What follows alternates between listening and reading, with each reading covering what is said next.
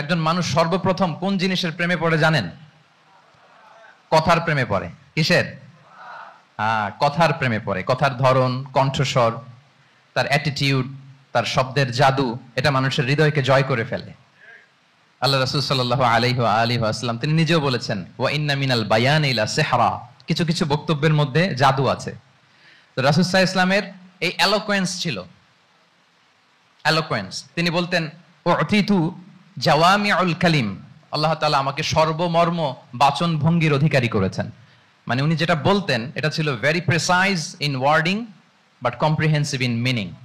Precise in wording, শব্দের বিবেচনা এটা খুবই precise and clear, but comprehensive in meaning. এটার যে দোতনা, এটার যে appeal to the heart of the people, to the heart of the listener, এটা অসাধারণ, মানুষের হৃদয়কে জয় করে ফেলতো। আল্লাহু আকবার। তাহলে নেতা হইতে হইলে তার কমিউনিকেশন স্কিল লাগবে, কি বলেন? লাগবে? এখন নেতা আসছে, উনি বক্তব্য করতে পারতেছে না, তাহলে কি নেতা হইতে পারবে? পারবে না। তাহলে পাবলিক স্পিকিং, কমিউনিকেশন স্কিল, এটা ইটস এ মাস্ট, এটা নেতার লাগবে। যেমনটি রাসূলুল্লাহ সাল্লাল্লাহু আলাইহি ওয়া আলিহি ওয়াসাল্লামের ছিল। উনি সর্বমর্ম বাচন ভঙ্গির অধিকারী ছিলেন। বলতেন কম, কিন্তু এটার অ্যাপিল ছিল অনেক বেশি, এটার ব্যাখ্যা হয়ে যেত অনেক। রাসূল সাল্লাল্লাহু আলাইহি ওয়াসাল্লামের সবচাইতে বড় ভাষণটি ছিল বিদায় হজের ভাষণ, খুব সম্ভবত। ওই ভাষণের টেক্সটগুলোকে যদি একসাথে করা হয়, আমার মনে হয় 10 মিনিটের বেশি লাগবে না ওই টেক্সটগুলো পড়তে। তার মানে সবচাইতে বড় যে ভাষণ ওনার, ওটা কত ছিল? 10 থেকে 12 মিনিটের ভাষণ ছিল। আমরা তো ঘন্টার পর ঘন্টা বক্তব্য করি, তারপরেও তো আমরা মানুষের মনকে খুশি করতে পারি না। উনি সেই যে 1400 বছর আগে 10 মিনিটের একটা ছোট্ট ভাষণ দিলেন, গোটা বিশ্ব আজও হাবুডুবু খায় ওই ভাষণের ভেতর, ঠিক কিনা বলেন? তাহলে উতিতু জাওয়ামিউল কালিম, আমি সর্বমর্ম বাচন ভঙ্গির অধিকারী। সুবহানাল্লাহ, ভেরি প্রিসাইজ এন্ড ক্লিয়ার। কতটা প্রিসাইজ এন্ড ক্লিয়ার ছিল রাসূল সাল্লাল্লাহু আলাইহি ওয়াসাল্লামের বক্তব্য? আম্মা জান আয়েশা রাদিয়াল্লাহু তাআলা আনহা বলেন, লাউ আদ্দাহুল আদু লা আহসাহু, তিনি যখন বক্তব্য করতেন, কেউ যদি চাইতো যে দেখি কয়টা শব্দ বললেন বক্তব্যে, কয়টা বাক্য বললেন, চাইলে মুহূর্তে গুনে ফেলা যেত সেটা। এত প্রিসাইজ এন্ড ক্লিয়ার বক্তব্য ছিল যে তিনি কয়টা বাক্য ব্যবহার করেছেন, কয়টা শব্দ ইউজ করেছেন এই বক্তব্যে, চাইলে যে কেউ গুনে ফেলতে পারত। এবং তিনি খুবই শুদ্ধ আরবিতে কথা বলতেন, আফসাহুল লিসান ছিলেন। বিশুদ্ধ ভাষায় কথা বলতে পারা এটা অনেক জরুরি। রাসূল সাল্লাল্লাহু আলাইহি ওয়াসাল্লাম অত্যন্ত বিশুদ্ধ আরবিতে কথা বলতেন, এবং বিশুদ্ধ আরবি জানাটা বা বিশুদ্ধ ভাষাটা এত জরুরি যে আল্লাহ তাআলা তার প্রিয় হাবিবকে এই বিশুদ্ধ ভাষা শেখানোর জন্য মায়ের বুকের দুধ খাওয়া থেকে বঞ্চিত রেখেছিলেন। আই রিপিট, আমি আবারও বলছি, বিশুদ্ধ ভাষাটা এত জরুরি যে আল্লাহ তাআলা তার প্রিয় হাবিবকে মায়ের বুকের দুধ থেকে বঞ্চিত রেখেছেন শুধু বিশুদ্ধ ভাষার জন্য। তিনি কিন্তু মায়ের বুকের দুধ খেতে পারেন নাই। হালিমাতুস সাদিয়ার সাথে সেই বনু সাদ গোত্রে চলে গিয়েছেন, সেখানে ছিলেন। হালিমাতুস সাদিয়া ওনাকে দুধ খাইয়েছেন। এরপরে যখন মরুভূমির চমৎকার পরিবেশে একেবারে বিশুদ্ধ আরবি তিনি শিখেছেন, আবার শিশু মুহাম্মদ সাল্লাল্লাহু আলাইহি ওয়াসাল্লামকে তিনি তার মায়ের কাছে ফিরিয়ে দিয়েছেন। তাহলে চিন্তা করে দেখেন যে বিশুদ্ধ ভাষার জন্য মায়ের বুকের দুধকে স্যাক্রিফাইস করা হয়েছে। আল্লাহু আকবার। তাহলে আম্মা জান আয়েশা রাদিয়াল্লাহু তাআলা আনহা বলতেন, লাউ আদ্দাহুল আদু লা আহসাহু, চাইলে যে কেউ গুনতে পারতো যে তিনি প্রিয় নবীজি কয়টা বাক্য বললেন, কয়টা শব্দ, এত প্রিসাইজ এন্ড ক্লিয়ার ছিল। অন্য বর্ণনায় এসেছে, কানা ইয়াতাকাল্লামু বিকালামিন বাইনাহু ফাসলুন, তিনি এমন ভাবে কথা বলতেন, কথার মাঝখানে মাঝখানে পজ দিতেন। কি দিতেন? পজ দিতেন, মানে একটু থামতেন যাতে করে শ্রোতারা বুঝতে পারে।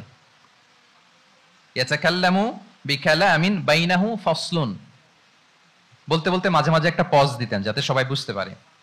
ইয়াহফাযুহু মান জালাসা ইলাই, আশেপাশে যারা বসতো তারা সহজে এটা মুখস্থ করে ফেলতে পারতো। পজ দিয়ে দিয়ে থেমে থেমে এত চমৎকার করে ওনার প্রেজেন্টেশন ছিল, বক্তব্য মালাগুলো ছিল, ফলে যারা শুনতেছে ইজিলি মুখস্থ করে ফেলতে পারতো। এবং গুরুত্বপূর্ণ কথা তিনি এমফাসাইজ করতেন, 3 বার বলতেন। একবার তিনি বলতেছেন, আত-তাকওয়া হা হুনা হা হুনা হা হুনা ওয়া ইউশিরু ইলা সাদরিহি 3 মাররাত। তাকওয়াকে তিনি এখানে রেফার করেছেন। আমরা তো মনে করি তাকওয়া সব ঢুকে গেছে এখানে, তাকওয়া ঢুকে গেছে টুপিতে, তাকওয়া ঢুকে গেছে জামাতে, এগুলো তাকওয়ার একটা নমুনা। কিন্তু আল্লাহ রাসূল সাল্লাল্লাহু আলাইহি ওয়াসাল্লাম বলেছেন তাকওয়া এখানে এখানে এখানে, এভাবে 3 বার তিনি ইঙ্গিত করেছেন। গুরুত্বপূর্ণ কথাকে তিনি এভাবে এমফাসাইজ করতেন। মাঝে মাঝে এমন আবেগঘন বক্তব্য উপস্থাপন করতেন, সাহাবারা অশ্রুসিক্ত হতো। ওয়াজিলাত মিনহাল কুলুব যারাফাত মিনহাল উয়ুন, সাহাবারা বলতেন যে আমরা অশ্রুসিক্ত হতাম, আমাদের হৃদয় বিগলিত হতো। এত চমৎকার মর্মস্পর্শী বক্তব্য তিনি করতেন। এটা প্রেক্ষাপটের আলোকে। আবার যুদ্ধের ময়দানে যখন কমান্ড করতেন তখন আলা সাউতু, ওয়াশতাদ্দা গদাবু, তিনি রেগে যেতেন, উঁচু কণ্ঠে তিনি কথা বলতেন, মনে হচ্ছে একজন সেনাবাহিনীর কমান্ডার তার ব্যাটালিয়নকে কমান্ড করছেন। আল্লাহু আকবার। তাহলে বক্তব্যের যত দিক হতে পারে, স্লো মোশনে, খুব তেজস্বী বক্তব্য, খুব জ্বালাময়ী বক্তব্য, আবার মর্মস্পর্শী বক্তব্য, সব ধরনের বক্তব্য তিনি করতেন। সুবহানাল্লাহ। তাহলে এলোকোয়েন্স, 2 নাম্বার হচ্ছে এলোকোয়েন্স। কম্পিটেন্সের খুব গুরুত্বপূর্ণ একটা অংশ হচ্ছে এলোকোয়েন্স, বাগ্মিতা। এটা একজন নেতার থাকা চাই, কি বলেন? একজন নেতার এরকম বক্তব্য দিতে জানতে হবে না?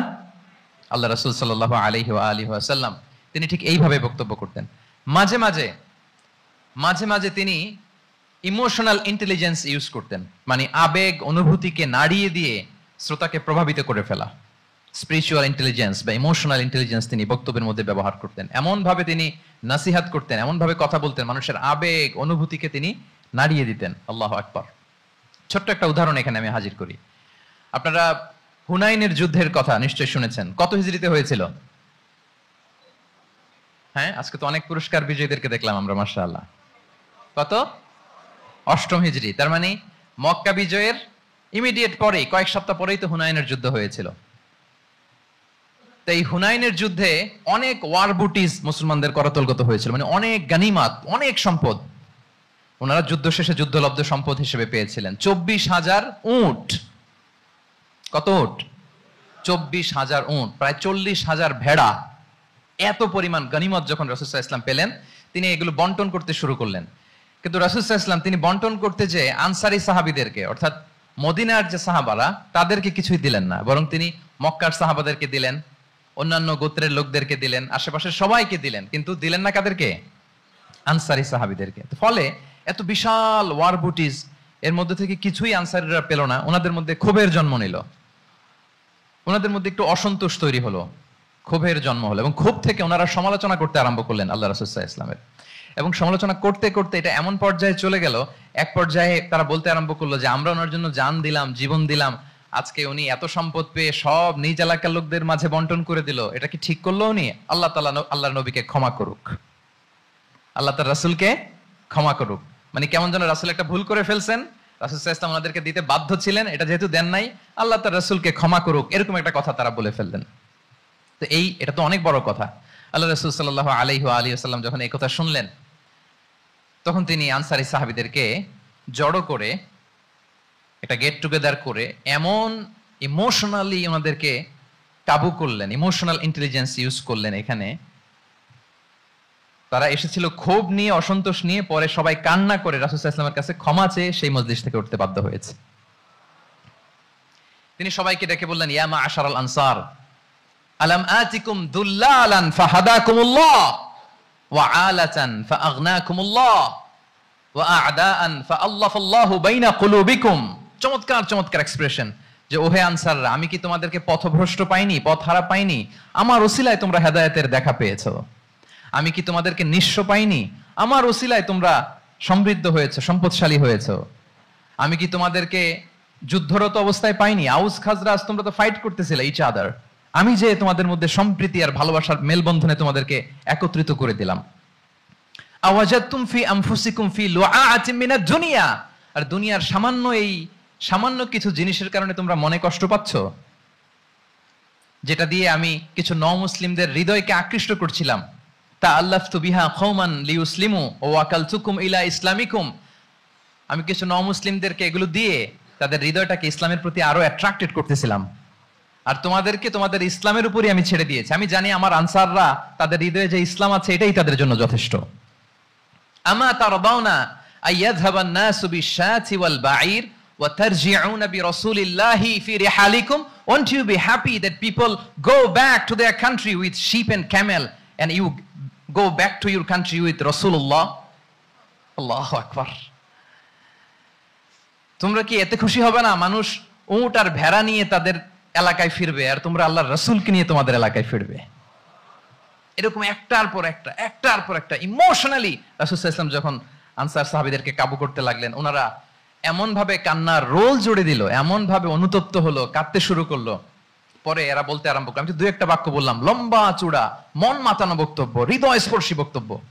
তারা বলল, ইয়া রাসূলুল্লাহ, আমরা শুধু আপনাকে পেয়েই খুশি, রাসূল সাল্লাল্লাহু আলাইহি ওয়াসাল্লাম বলেন, গোটা বিশ্বের মানুষ যদি এই পথ ধরে আর আনসারীরা যদি এই পথ ধরে, আমি এই পথ ছেড়ে দিয়ে আনসারীদের পথে হাঁটবো। আল্লাহ তুমি আনসারদের ক্ষমা করো, তাদের সন্তানদের ক্ষমা করো, তাদের নাতিদেরকে ক্ষমা করো। এভাবে মর্মস্পর্শী বক্তব্য যখন ইমোশনাল ইন্টেলিজেন্স দিয়ে যখন রাসূল সাল্লাল্লাহু আলাইহি ওয়াসাল্লাম বললেন, সব আনসারী সাহাবারা কাঁদতে আরম্ভ করলেন, সবাই।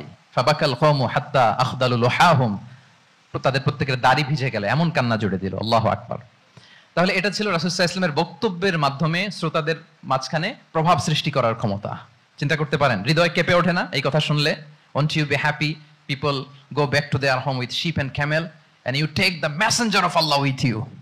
মানুষ ছাগল ভেড়া নিয়ে ফিরতেছে, তোমরা তো আল্লাহর নবীকে নিয়ে ঘরে ফিরতেছো। আল্লাহু আকবার। তাহলে এই কম্পিটেন্সটা লাগে একজন নেতার, তিনি এরকম মর্মস্পর্শী বক্তব্য দিতে জানতে হবে। কি বলেন? এটা দরকার আছে না? আচ্ছা, তাহলে রাসূল সাল্লাল্লাহু আলাইহি ওয়াসাল্লামের লিডারশিপ নিয়ে যেহেতু কথা বলছি, প্রফেটিক লিডারশিপ, প্রথমটা বলেছিলাম ওনার লিডারশিপের স্টাইল কি ছিল? এই তো মুখস্থ হয়ে গেছে মাশাআল্লাহ। আবার লেটস মেক এ নয়েজ, প্রথমটা কি ছিল?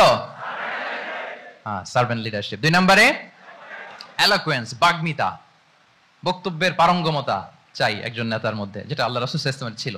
এবং সেখান থেকে আমাদের শেখার আছে, নেয়ার আছে, কিভাবে তিনি বক্তব্য করতেন, কিভাবে জটিল কথাকে সহজ করে উপস্থাপন করতেন, কিভাবে এত চমৎকার করে তিনি ক্রাউড হ্যান্ডেল করতেন। দুটো গেল। তিন নাম্বার হচ্ছে আল্লাহ রাসূল সাল্লাল্লাহু আলাইহি ওয়া আলিহি ওয়াসাল্লামের নেতৃত্বের গুণাবলীগুলো যদি আমরা লিস্ট ডাউন করি, তিন নাম্বার হচ্ছে কম্পেশন। কম্পেশন, a leader should be compassionate. তিন নাম্বার হচ্ছে কম্পেশন, মানে সফট হার্টেড, দয়াদ্র হৃদয় হতে হবে। আপনি মানুষের দুঃখ যদি আপনাকে কাঁদায় তবেই আপনি নেতা। কি বলেন? মানুষের দুঃখ দেখে, কষ্ট দেখে যদি আপনার মধ্যে কান্না আসে বুক ফেটে, তবেই আপনি নেতা। তাহলে দয়াদ্র হতে হয় নেতাকে, তাকে দয়ালু হতে হয়, কম্পেশনেট হতে হয়, দয়াদ্র হৃদয়ের হতে হয়। আমরা আল্লাহ রাসূল সাল্লাল্লাহু আলাইহি ওয়াসাল্লামের দিকে যদি তাকাই, ওনার তো একটা উপাধি হচ্ছে রাহমাতাল লিল আলামিন। আল্লাহ রাসূল সাল্লাল্লাহু আলাইহি ওয়াসাল্লামের উপাধি কি? ওমা আরসালনাকা ইল্লা রাহমাতাল লিল আলামিন, we have not sent you but as mercy for all the worlds. নবী হে, আপনাকে সবার জন্য আমি মার্সি করে পাঠিয়েছি, রাহমা করে পাঠিয়েছি। আপনি সবার জন্য রহমত, মানুষের জন্য, ম্যানকাইন্ড, জিনকাইন্ড, অ্যানিমালস, সবার জন্য আপনি রাহমা, মার্সি। তাহলে একজন মানুষ যখন নেতা হয়ে উঠতে চাইবে, নেতৃত্বের অন্যতম একটা লিডারশিপ ট্রেইট হচ্ছে কম্পেশন। অন্যের ব্যথায়, অন্যের দুঃখে তার কান্না আসতে হবে। সফট হার্টেড হইতে হবে তাকে, মাঝে মাঝে দয়াদ্র হৃদয়ের হতে হবে, তবেই সে নেতা। রাসূল সাল্লাল্লাহু আলাইহি ওয়াসাল্লাম কতটা দয়াদ্র ছিল, আল্লাহ তাআলা অন্য আয়াতে বলছেন, ফাবিমা রাহমাতিন মিনাল্লাহি লিনতা লাহুম ওয়ালাউ কুনতা ফাযযান গালিযাল কলবি লানফাদ্দু মিন হাওলিক। নবী হে, আল্লাহর অশেষ অনুগ্রহে আপনি খুব কোমল ভাষী হয়েছেন, কোমল হৃদয়ের হয়েছেন। লিনতা লাহুম, সবার জন্য আপনি সফট হার্টেড হয়েছেন আল্লাহর অনুগ্রহে। যদি আপনি সফট হার্টেড না হয়ে আপনি যদি কঠোর হৃদয়ের অধিকারী হতেন, তাহলে এখন লোকেরা যেমনি আপনাকে ঘিরে রাখে, আপনার চারিপাশে সবাই ঘিরে রাখতো না। আল্লাহু আকবার। সাহাবারা সব সময় রাসূল সাল্লাল্লাহু আলাইহি ওয়াসাল্লামের সঙ্গ পেতে চাইতো, অ্যাকম্পানি চাইতো, ঘিরে রাখতো। এমনকি অনেক সাহাবীর ঘরে ভালো না লাগলে রাসূল সাল্লাল্লাহু আলাইহি ওয়াসাল্লামের কাছে চলে আসতো। এমনকি অনেক সাহাবী বলতেন যে আমার পেটে ক্ষুধা লাগলেই আমি রাসূলের কাছে যেতাম, কারণ রাসূলের চেহারা দেখলে আমার পেটের ক্ষুধা উধাও হয়ে যেত। ফাবিমা রাহমাতিন মিনাল্লাহি লিনতা লাহুম। নবী হে, আল্লাহর অনুগ্রহে আপনি কোমল ভাষী হয়েছেন। তাহলে কোমল ভাষী, কোমল হৃদয়ের হওয়া, সফট হার্টেড হওয়া, দয়াদ্র চিত্তের হওয়া, এটা অন্যতম একটা লিডারশিপ ট্রেট। এত দয়াদ্র ছিলেন, আল্লাহ তাআলা বলছেন, ফালাআল্লাকা বাখিউন নাফসাকা আলা আসারিহিম ইল্লাম ইউমিনু বিহাযাল হাদীসি আসাফা। রাসূল সাল্লাল্লাহু আলাইহি ওয়াসাল্লাম বারবার মক্কার কুরাইশদের কাছে যেত, বারবার কাফিরদের কাছে যেত, যেন তারা ঈমান আনে, যেন তারা খারাপ রাস্তা ছেড়ে দিয়ে ভালো রাস্তায় আসে। বারবার চিন্তা করতো যে ইস, কেন তারা লা ইলাহা পড়ে না, কেন তারা সত্যের পথে ফিরে আসে না। হায়রে, একটুর জন্য তো তারা সামান্য আমার কথাটা শুনলেই তো বেঁচে যেত, ইস একটু আমার কথা মানলেই তো জাহান্নাম থেকে বেঁচে যেত। এরকম অস্থির হয়ে তাদের পেছনে ছুটতেন। আল্লাহ তাআলা বলেছেন, নবী হে, আপনি ওদের পেছনে ছুটতে ছুটতে আপনি তো নিজেকেই শেষ করে দিবেন। বাখিউন নাফসাক, আপনি তো নিজের দিকে খেয়াল করছেন না, নিজের শরীরের দিকে খেয়াল করছেন না, নিজের স্বাস্থ্যের দিকে, সময়ের দিকে, আপনি পাগল পাড়া হয়ে তাদেরকে বাঁচানোর জন্য ছুটছেন। তাহলে কতটা দয়াদ্র, কোমল হৃদয়ের অধিকারী হলে যে কাফেররা রাসূল সাল্লাল্লাহু আলাইহি ওয়াসাল্লামকে ফিজিক্যালি, মেন্টালি এমন কোনো টর্চার নেই করে নাই, তাদের পিছনে পিছনে ছুটতেন তিনি। হায়রে, একটু যদি ঈমানের রাস্তায় আনা যায়, কোনোভাবে যদি তাদেরকে বুঝিয়ে কনভিন্স করা যায়। তাহলে কম্প্যাশনেট, দয়ালু হওয়া, এটা নেতৃত্বের অন্যতম একটা গুণ। আপনার হৃদয়ে দয়া থাকতে হবে, মায়া থাকতে হবে সবার জন্য, কারণ নেতা তিনি তো সবার। লেটসে বাংলাদেশের যিনি প্রধানমন্ত্রী হবেন, আরো রেলেভেন্ট হয়ে যাচ্ছে এখন কথা, সামনে তো নির্বাচন আসতেছে, সো কেউ না কেউ তো প্রধানমন্ত্রী হবে। তো উনি যখন প্রধানমন্ত্রী হবে ধরেন, উনি কি শুধু ওনার দলের প্রধানমন্ত্রী হবেন? তাহলে উনি 18 কোটি মানুষের প্রধানমন্ত্রী হবেন, ঠিক কিনা বলেন? তাহলে সবার জন্য ওনার হৃদয়ে দয়া ভালোবাসা এটা থাকার দরকার আছে না নাই? তিনি সবার প্রতি কোমল হৃদয়ের হইতে হবে, দয়াদ্র হইতে হবে। প্রধানমন্ত্রী উনি শুধু নিজ দলের প্রধানমন্ত্রী নন, 18 কোটি মানুষের প্রধানমন্ত্রী। তাহলে সফট হার্টেড হইতে হবে। রাসূল সাল্লাল্লাহু আলাইহি ওয়াসাল্লামের মধ্যে এটা ছিল। সবসময় তিনি মাজলুমদের পাশে থাকতেন। আপনারা হিলফুল ফুজুলের কথা জানেন। ওনার বয়স যখন 35, ইয়ামানের এক ব্যবসায়ী আসছিল মক্কায় ব্যবসা করতে। পণ্য বিক্রির পরে আস ইবনে ওয়াইল নামে এক দুষ্ট জালেম, সে পণ্য নিয়ে বলে, আমরা এই এলাকার লোক, আমরা দাম দিব না, কি করতে পারো করো। এই লোক কান্না জুড়ে দিল। তার কান্না দেখে রাসূল সাল্লাল্লাহু আলাইহি ওয়াসাল্লামের হৃদয়ে দয়া হলো। তিনি ওনার চাচা জুবাইর ইবনে আব্দুল মুত্তালিব সহ ওনার মতো যারা ইয়াং স্টার আছে সবাইকে নিয়ে একটা সংঘ করলেন। এটাই তো হালাফুল ফুদুল, মূলত নাম হচ্ছে হালাফুল মুত্তাইয়িবিন। জাহিলি যুগে ওনাদের প্রথা ছিল, কোন একটা ভালো কাজে কেউ যখন এক হতো, রং ভর্তি বালতির ভেতরে হাত ঢুকিয়ে তারা পাথরের মধ্যে ওই হাতের ছাপ দিত, সবাই ওইখানে ছাপ দিত। ফলে কাইন্ড অফ কভেনেন্ট, এটা একটা চুক্তির মতো, যে আমরা চুক্তিবদ্ধ হলাম, এগ্রিমেন্ট করলাম যে আমরা সবাই এক। রাসূল সাল্লাল্লাহু আলাইহি ওয়াসাল্লাম ওনার মতো ইয়াংস্টারদেরকে নিয়ে এই হালাফুল মুত্তাইয়িবিন বা হালাফুল ফুদুল করেছেন। এবং এটার মূল কথা ছিল, মূল স্লোগান ছিল, নাহনু মাআল মাজলুম দিদ্দা যালিম, আমরা সবসময় মাজলুমের পক্ষে থাকবো, জালিমের বিপক্ষে। এটা ছিল হিলফুল ফুজুলের কি মূল শিক্ষা। এভাবে সব সময় তিনি মাজলুমদের সাথে ছিলেন। শ্রমিক সাহাবীদেরকে বড্ড ভালোবাসতেন, শ্রমজীবীদেরকে বড্ড ভালোবাসতেন। এমনকি বিদায় হজের মতো এরকম গুরুত্বপূর্ণ ভাষণও শ্রমজীবীদের কথা বাদ যায়নি, গরিবদের কথা বাদ যায়নি। আরিকাআকুম আরিকাআকুম আতঈমুহুম মিম্মা তাআকুলুন ওয়ালবাসুহুম মিম্মা তালবাসুন। খবরদার, সেদিনও বলেছিলেন সেই বিদায় হজের ভাষণে, তোমরা তোমাদের শ্রমজীবী লোকদের কথা ভুলে যেও না, তোমাদের স্টাফদের কথা, তোমাদের দাস দাসীদের কথা। তোমরা যা খাবে সেখান থেকে তাদেরও খাওয়াবে, তোমরা যে পোশাক পরবে সেখান থেকে তাদেরও পোশাকের ব্যবস্থা করবে। আল্লাহু আকবার। তাহলে রাহমাতাল লিল আলামিন, তিনি ছিলেন কম্পেশনেট, দয়ালু হৃদয়ের অধিকারী। তাহলে নেতা হইতে হলে তার হৃদয়ে কি থাকা লাগবে? দয়া। তাহলে 3 নম্বর পয়েন্টটা কি? হ্যাঁ কি সবাই বলি, 3 নম্বর পয়েন্টটা কি? কম্পেশন, অনুগ্রহ বা দয়া, এটা একজন নেতার হৃদয়ে থাকা চাই। 4 নম্বরে হচ্ছে ইন্টেগ্রিটি। ইন্টেগ্রিটি মানে সততা, নৈতিকতা থাকতে হবে। এটা অন্যতম একটা লিডারশিপ ট্রেট। এটার বড় ক্রাইসিস এখন ইন্টিগ্রিটির। রাসূল সাল্লাল্লাহু আলাইহি ওয়াসাল্লামের লিডারশিপটা ছিল এথিক্যাল লিডারশিপ, কিন্তু এইটার অনেক বড় ক্রাইসিস আমাদের সমাজে, আমাদের নেতৃত্বের মাঝে। কি বলেন? নৈতিকতার ঘাটতি আছে না? নৈতিকতা বিবর্জিত নেতৃত্ব, এটা দিয়ে কিছুই হয় না। একটা জাতির ধ্বংসের জন্য নৈতিকতা বিবর্জিত নেতৃত্বই যথেষ্ট। এজন্য নৈতিকতা লাগবে, ইন্টিগ্রিটি, সততা। আমরা যদি আল্লাহ রাসূল সাল্লাল্লাহু আলাইহি ওয়াসাল্লামের নেতৃত্বের দিকে তাকাই, তাহলে ওনার সততা, ওনার সত্যবাদিতা, ওনার আমানতদারিতা নিয়ে যদি আমরা একটু সিরাতের পরতে পরতে খেয়াল করি, এমনকি নবী হওয়ার আগে যদি খেয়াল করি, তাহলে দেখবো যে মক্কার লোকেরা আল্লাহ রাসূল সাল্লাল্লাহু আলাইহি ওয়াসাল্লামকে আস-সাদিক, আল আমিন উপাধিতে ভূষিত করেছেন। সুবহানাল্লাহ, মানে সত্যবাদী, ট্রুথফুল এন্ড ট্রাস্টওয়ার্দি। স্বয়ং মক্কার লোকেরা, মক্কার মুশরিকরা রাসূল সাল্লাল্লাহু আলাইহি ওয়াসাল্লামকে উপাধি দিয়েছিলেন আল আমিন। কি উপাধি দিয়েছিলেন? আল আমিন। তার মানে কখনো মিথ্যা বলেননি, কখনো আমানতের খেয়ানত করেননি। যখন আয়াত নাজিল হলো, ওয়া আনজির আশিরাতাকাল আকরাবিন, হে নবী আপনি আপনার নিকট আত্মীয়দেরকে সতর্ক করুন জাহান্নামের আযাবের, তিনি সাফা পাহাড়ের চূড়ায় উঠে গেলেন, ডাকতে আরম্ভ করলেন, ও মক্কার লোকেরা, ও আমার আত্মীয়রা, আমি যদি বলি এই পাহাড়ের পেছনে একদল ঘোড় সাওয়ার সশস্ত্র ব্যাটালিয়ন তোমাদেরকে এখনই অ্যাটাক করবে, তোমরা কি বিশ্বাস করবে? আকুনতুম মুসাদ্দিকিয়া, আমার কথা বিশ্বাস করবে? মক্কাবাসী এক বাক্যে কি বলেছিল জানেন? তারা বলেছিল, নাম, অবশ্যই বিশ্বাস করব। আমি যদি বলি তোমাদেরকে অ্যাটাক করার জন্য প্রস্তুত একদল ঘোড়সাওয়ার, বিশ্বাস করবে? আকুনতুম মুসাদ্দিকিয়া, সবাই কি বলেছিল? নাম, অবশ্যই বিশ্বাস করব। কেন বিশ্বাস করবে? বলে যে মা জাররাবনা আলাইকা ইল্লা সিদকা, we have never ever experienced a single lie from you in our life. আমরা জীবনে কোনোদিন তোমার মিথ্যা বলতে শুনি নাই। আল্লাহু আকবার। তাহলে দেখেন এই বাক্যটার ওজন কত দেখেন, মা জাররাবনা আলাইকা ইল্লা সিদকান, আমরা কখনো তোমার থেকে মিথ্যা শুনি নাই। তার মানে এক বাক্যে রাসূল সাল্লাল্লাহু আলাইহি ওয়াসাল্লামের বিগত 40 বছরের হিস্ট্রি ফুটে উঠছে। কি বলেন? বিগত 40 বছরের হিস্ট্রি এই বাক্যে আছে না নাই? মা জাররাবনা আলাইকা ইল্লা সিদকা, আমি তো কোনোদিন মিথ্যা শুনি নাই তোমার জবান থেকে, তো কেন বিশ্বাস করব না? কি নিঃসংকোচ স্বীকৃতি এলাকার লোকদের, জীবনে আমরা কোনোদিন তোমার মুখ থেকে মিথ্যা শুনি নাই, তো তুমি যদি বলো যে ঘোড়সাওয়ার অ্যাটাক করার জন্য রেডি, অবশ্যই বিশ্বাস করবো তুমি সত্যবাদী। আল্লাহু আকবার। এইটা আমাদের সমাজে অনেক বড় ক্রাইসিস। আমানতদারিতা, ট্রাস্টওয়ার্দিনেস মানে উল্টা হয়ে গেছে। যেটা সবচেয়ে ইন্টিগ্রিটি বেশি দরকার ছিল, এটা আমাদের কম। সো এখান থেকে আমাদের শিখতে হবে, অনেক কিছু রিভাইজ করতে হবে আমাদেরকে। এই যে নতুন বাংলাদেশের চমৎকার সময় এসেছে, আর 54 বছরও হয়তো আমরা এই সুযোগ পাবো না, ঠিক কিনা? এজন্য আমাদেরকে শিখতে হবে রাসূল সাল্লাল্লাহু আলাইহি ওয়াসাল্লামের যে ইন্টিগ্রিটি, ওনার যে ট্রাস্টওয়ার্দিনেস, এই আমানতদারিতা থেকে আমাদেরকে শিখতে হবে। আমাদের নেতাদেরকেও আমানতদার হইতে হবে। প্রিয় ভাইয়েরা, তাহলে নেতাকে আস্থার জায়গা তৈরি করে নিতে হয়। রাসূল সাল্লাল্লাহু আলাইহি ওয়াসাল্লাম এটা ধীরে ধীরে তৈরি করেছেন। আপনারা জানেন যে উনি নবুয়তের আগে পার্টনারশিপে বিজনেস করতেন খাদিজা রাদিয়াল্লাহু তাআলা আনহার সাথে। মানে খাদিজা রাদিয়াল্লাহু তাআলা আনহার ইনভেস্টমেন্ট আর উনি শ্রম দিতেন। তো উনি সিরিয়াতে গিয়েছেন পণ্য নিয়ে, মালামাল নিয়ে। ওনার ব্যবসা বাণিজ্যের ধরন কেমন এটা দেখবার জন্য খাদিজা রাদিয়াল্লাহু তাআলা আনহা ওনার এক বান্ধবীকে পাঠিয়েছিলেন ওই ক্যারাভ্যানে, ওই কাফেলায়। নাম ছিল মাইসারা। কি নাম? মাইসারা।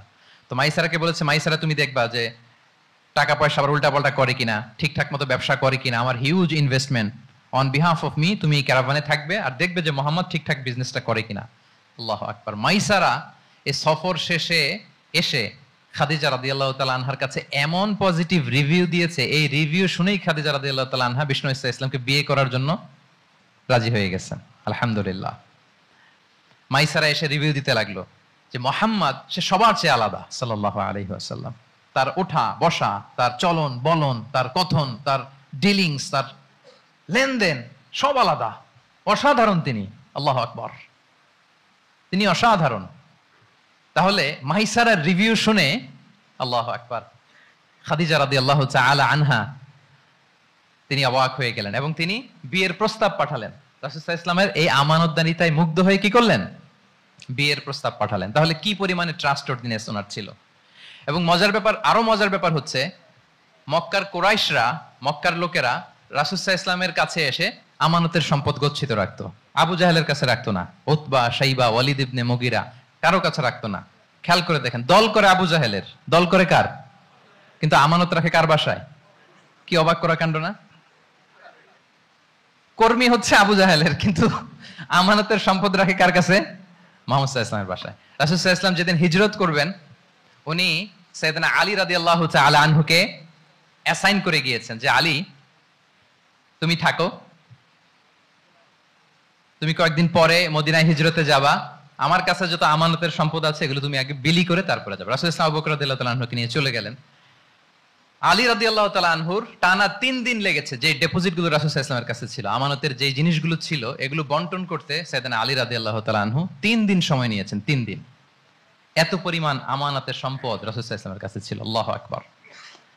তাহলে এই আমানতদারিতা, সততা, অনেস্টি, ট্রাস্টওয়ার্দিনেস এটা অনেক জরুরি নেতৃত্বের জন্য।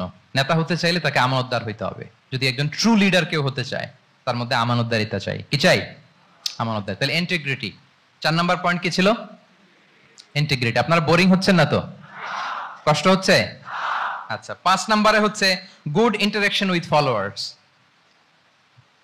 গুড ইন্টারঅ্যাকশন উইথ ফলোয়ার্স মানে নেতার তার ফলোয়ারের সাথে কি লাগবে? ভালো ইন্টারঅ্যাকশন লাগবে, সুন্দর একটা সম্পর্ক লাগবে, ভালো বোঝাপড়া চাই। একজন ভালো নেতৃত্বের বৈশিষ্ট্য হচ্ছে নেতা তার ফলোয়ারের সাথে কি করবে? ইন্টারঅ্যাক্ট করবে। এখানেই বস আর লিডারের মধ্যে পার্থক্য। বস কি করে? খালি হুকুম, অর্ডার করে শুধু। বসের কাজ হচ্ছে এই ডুজ এন্ড ডোন্টস বলে দেয়, এইটা করা যাবে ওইটা করা যাবে, মানে অর্ডার করে, ডিরেক্ট করে। কিন্তু লিডার কি করে? গাইড করে, মেন্টরিং করে, ইন্সপায়ার করে, মোটিভেট করে। So here is the difference between leader and boss. তাহলে বসই হওয়া যাবে না। নেতা হইতে চাইলে বসই হওয়া যাবে না। You have to interact with your followers. আপনার ফলোয়ারের সাথে ইন্টারাকশন লাগবে, তবেই আপনি নেতা। আমরা দেখি রাসূল সাল্লাল্লাহু আলাইহি ওয়াসাল্লামের কেমন ইন্টারাকশন ছিল। রাসূল সাল্লাল্লাহু আলাইহি ওয়াসাল্লাম যে কোনো বড় ডিসিশনে সাহাবাদের সাথে কনসালটেশন করতেন, পরামর্শ করতেন, তারপরে সিদ্ধান্ত নিতেন। ওয়াশাবিরহুম ফিল আমর, এই আয়াতের ভিত্তিতে তিনি সবার সাথে কি করে নিতেন? সাহাবাদের সাথে পরামর্শ করে নিতেন। আপনারা দ্বিতীয় হিজরির যে বদরের যুদ্ধের কথা জানেন। বদরের প্রান্তরটা মদিনা থেকে প্রায় 130 কিলো দক্ষিণ পশ্চিমে। তো ওখানে গেলেন মদিনা থেকে তিনি। যাওয়ার পরে এক জায়গায় তিনি সেনা ক্যাম্প স্থাপন করলেন।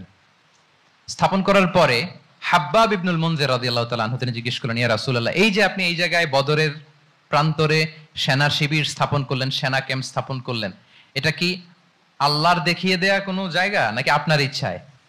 তিনি বললেন, আমানজিলান আনসালাকাল্লাহু লাইসা লানা আন নাতাকদ্দামাহু ওয়ালা নাতাআখারা আনহু। এটা কি একেবারে ফিক্সড আল্লাহর পক্ষ থেকে ওহী যে এখানেই সেনা শিবির স্থাপন করতে হবে, নাকি আমহুয়া রায়ু ওয়াল হারবু ওয়াল মাকিদা, নাকি এটা যুদ্ধের কৌশল হিসেবে আপনি নিজ থেকে করেছেন? রাসূল সাল্লাল্লাহু আলাইহি ওয়াসাল্লাম বললেন, না, এটা কোনো ওহী না, আমার কাছে মনে হয়েছে, আমার যে অ্যানালিসিস, আমার মনে হয়েছে বদরের যুদ্ধে এখানেই আমাদের পজিশনিংটা হইলে ভালো হয়। হাব্বাব ইবনে মুনজির রাদিয়াল্লাহু তাআলা আনহু বলেন, না, ইদান লাইসা হাযা বিমানসিল ইয়া রাসূলুল্লাহ, তাহলে এইখানে যদি আপনার নিজ থেকে আপনি এটা ডিসাইড করেন, আমি আপনার অনুমতি ক্রমে বলতে চাই ইয়া রাসূলুল্লাহ, এটা সুন্দর জায়গা হয়নি। সুন্দর জায়গা হয়নি? তাহলে কোথায়? হাব্বাব বললেন, ওইখানে, ওই যে বদরের একটা কুয়া আছে, এখানে পানির সোর্স আছে, আমরা যদি ওইখানে একটা ব্লকেট দিয়ে দাঁড়াতে পারি, তাহলে কুরাইশরা এসে আর পানি খেতে পারবে না, ওরা পানি না খেয়েই মরবে, যুদ্ধেও মরবে, পানির অভাবেও মরবে। আল্লাহু আকবার। এক মুহূর্ত দেরি করলেন না রাসূল সাল্লাল্লাহু আলাইহি ওয়াসাল্লাম, এই অপিনিয়ন পাওয়ার সাথে সাথেই বললেন, এই সেনা ক্যাম্প এখান থেকে উঠে হাব্বাব যেখানে বলেছে ওইখানে যে সেনা শিবির স্থাপন করো। এক সেকেন্ডও দেরি করেন নাই। তাহলে কোনো ইগোইস্টিক ঝামেলা ছিল না, ভেরি অ্যাকোমোডেটিভ ছিলেন রাসূল সাল্লাল্লাহু আলাইহি ওয়াসাল্লাম। আমরা অনেক সময় নতুন কোনো কথা শুনলে, কোনো রিফর্ম শুনলে, শ্রোতাদের মধ্যে থেকে কিছু একটা শুনলে আটকে উঠি, চেঞ্জ করতে চাই না, রিজিড হয়ে থাকে। এই রিজিডিটি রাসূল সাল্লাল্লাহু আলাইহি ওয়াসাল্লামের মধ্যে ছিল না, ভেরি অ্যাকোমোডেটিভ ছিলেন, ইজিলি ওপেন আপ করতে পারতেন। মুহূর্তেই বলেন, ঠিক আছে, আমি যেখানে করেছি আসলে ঠিক হয় না, হাব্বাব যেখানে বলেছে সবাই ওখানে যে সেনা ক্যাম্প স্থাপন করো। আল্লাহু আকবার। উনি চাইলে বলতে পারতেন, এই হাব্বাব, তুমি কি আমার চেয়ে বেশি বুঝো? আমি তো নবী, তুমি আমার উম্মাহ, আমার কাছে ওহী আসে। কোন ধরনের আর্গুমেন্টে না, যে সরাসরি রাসূল সাল্লাল্লাহু আলাইহি ওয়াসাল্লাম এটাকে মেনে নিলেন। আল্লাহু আকবার। তাহলে এই যে ইন্টারঅ্যাকশন, দেখেন কত চমৎকার ইন্টারঅ্যাকশন ছিল সাহাবীদের সাথে রাসূলুল্লাহ সাল্লাল্লাহু আলাইহি ওয়াসাল্লামের। তাহলে good interaction with your followers, এটা জরুরি।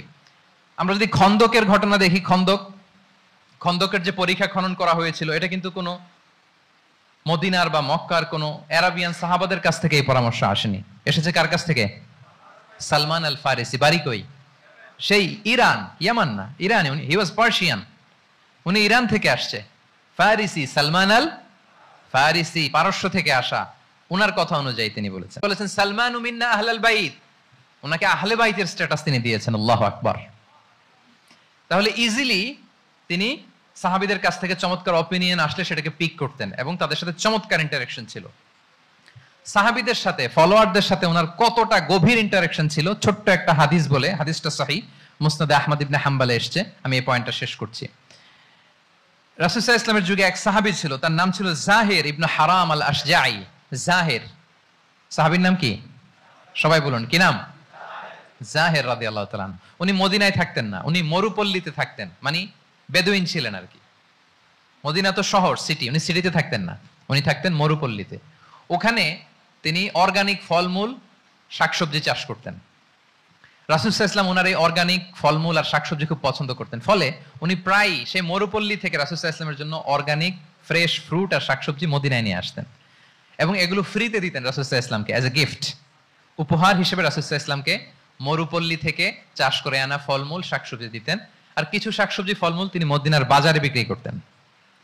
তো একবার তিনি এসে রাসূল সাল্লাল্লাহু আলাইহি ওয়াসাল্লামকে অর্গানিক এই ফ্রুটগুলো দিয়ে বাকিগুলো মদিনার বাজারে বিক্রি করতেছেন। রাসূলুল্লাহ সাল্লাল্লাহু আলাইহি ওয়াসাল্লাম বাজার ভ্রমণে গেলেন, যে দেখে ওই তো যাহির, উনি আবার কানা রাজুলান দামিমান, একটু কুৎসিত দেখতে, একটু খাটো কুৎসিত শ্যামবর্ণের ছিলেন। তো ওনাকে দেখেই রাসূল সাল্লাল্লাহু আলাইহি ওয়াসাল্লাম পিছন থেকে এরকম ঝাপটে ধরলেন, পিছন থেকে হাগ করলেন আর কি। তো পিছন থেকে যখন ঝাপটে ধরলেন, উনি তো দেখতে পারতেছেন না কে ধরলো। উনি বলে, মান হাদা আরসিলনি, এই ছাড়ো ছাড়ো, কে কে, কোন লোক আমারে ধরলো, ছাড়ো ছাড়ো করে অস্থির। যখন পিছনে ফিরে দেখে আল্লাহ, রাসূল সাল্লাল্লাহু আলাইহি ওয়াসাল্লাম এখন আর ছাড়াছাড়ি করে না, এখন ওনার পিঠটা রাসূল সাল্লাল্লাহু আলাইহি ওয়াসাল্লামের বুক মোবারকের দিকে আরো লাগাই দিচ্ছে এইভাবে। সুবহানাল্লাহ। এতক্ষণ বলে, এই কে, ছাড়ো ছাড়ো। যখন দেখে রাসূল সাল্লাল্লাহু আলাইহি ওয়াসাল্লাম এখন আর তাড়াহুড়ো করতেছে না, এখন ওনার পিঠটা রাসূল সাল্লাল্লাহু আলাইহি ওয়াসাল্লামের বুক মোবারকের সাথে আরো ঠেলে দিচ্ছে। রাসূল সাল্লাল্লাহু আলাইহি ওয়াসাল্লাম এবার মজার ছলে বললেন, মাইয়াশতারি হাযাল আব, ফান করে বলতেছেন, এই একটা দাস আছে আমার কাছে, এই লোকটারে কে কিনবে, আমি বেচবো, কে কিনবে? যাহির রাদিয়াল্লাহু তাআলা আনহু বলেন, ইয়া রাসূলুল্লাহ ইদান ওয়াল্লাহি তাজিদুনি কাসিদান, আমি কালো মানুষ, আমি সস্তা মানুষ, আমারে বেচলে বেশি দাম পাবেন না আপনি, আমি তো সস্তা মানুষ ইয়া রাসূলুল্লাহ। রাসূল সাল্লাল্লাহু আলাইহি ওয়াসাল্লাম বললেন, আনতা লাস্তা ইনদাল্লাহি কাসিদ ইয়া যাহির, হে যাহির, তুমি আল্লাহর কাছে সস্তা নও, আনতা ইনদাল্লাহি গালি, তুমি আল্লাহর কাছে বড্ড দামি। আল্লাহু আকবার। হে জাহের, তুমি তোমার স্কিন ব্রাইট কালার না, তুমি কুৎসিত। তুমি দুনিয়াতে সস্তা হতে পারো, কিন্তু আমার আল্লাহর দরবারে তুমি কবু সস্তা নও। আনতা ইনদাল্লাহি গালি, আল্লাহর কাছে তুমি বড্ড দামি। দেখেন ইন্টারেকশন কোন মাত্রায় গেলে পিছন থেকে যে এরকম হাক করা যায়, ঝাপটে ধরা যায় এক সাহাবীকে। সুবহানাল্লাহি বিহামদি। এরকম গুড ইন্টারেকশন ছিল। অনেক অনেক ভুরি ভুরি সিরাতের পরতে পরতে আপনারা পাবেন যে রাসূল সাল্লাল্লাহু আলাইহি ওয়াসাল্লামের সাথে সাহাবাদের ইন্টারেকশন কত চমৎকার ছিল। তাহলে 5 নাম্বার হচ্ছে গুড ইন্টারেকশন উইথ ফলোয়ার্স। দেখি মনে আছে কিনা। 1 নম্বরে কি ছিল? 2 নম্বরে, 3 নম্বরে কম্প্যাশন, 4 নম্বরে ইন্টিগ্রিটি, 5 নম্বরে মাশাআল্লাহ গুড ইন্টারেকশন উইথ ফলোয়ার্স। 6 নম্বরে হচ্ছে কারেজ, সাহসিকতা। নেতা হইতে হইলে সাহস লাগবে না? নেতারে বাঁচানোর জন্য কর্মীরা দৌড়াইতেছে সামনে, নেতা যদি ছোটে পেছনে, তাহলে হবে? হ্যাঁ, রিকশার টায়ার পাংচার হলে যদি নেতা 3 লাফ দেয়, এটা কি নেতা? তাহলে কি? তাহলে তো তাকে নেতা বলা যায় না। কি বলেন? নেতার তো হি শুড বি কারেজাস, তার সাহসী হইতে হবে, দুর্দান্ত সাহস থাকতে হবে তার। রাসূল সাল্লাল্লাহু আলাইহি ওয়াসাল্লামের এরকম দুর্দান্ত সাহস ছিল, অত্যন্ত সাহসিকতার অধিকারী তিনি ছিলেন। এবং এই লিডারশিপ ট্রেটটা খুবই জরুরি, এটাকে বলে mother skill. Courage is a mother skill, এটাই সব। এই হিম্মত লাগবে। আর রাজুলু যু হিম্মা ইউহিল উম্মা, যার হিম্মত আছে সেই জাতিকে জাগাতে পারে, ঠিক কিনা? এই যে আমাদের কাছে তো উদাহরণ একেবারে হাতের কাছেই, এই যে 5 আগস্টে, এই যে জুলাই আপরাইজিং, যদি কারেজ না থাকতো আমাদের তরুণদের, আমাদের জেনজিদের, তাহলে এই পরিবর্তন কি আমরা দেখতে পেতাম? না। আমি গল্প শুনছিলাম যে এই চট্টগ্রাম বিশ্ববিদ্যালয় থেকে 2 জন শহীদ হয়েছে। আল্লাহ তাদের কবরগুলোকে তুমি জান্নাতে টুকরা বানিয়ে দাও। এই যে আমাদের তরুণরা তাজা রক্ত দিয়ে একটা চেঞ্জ এনেছে, পরিবর্তন, এটা তো কারেজ, তাদের সাহসিকতার বহিঃপ্রকাশ, ঠিক কিনা? এটা লাগবে।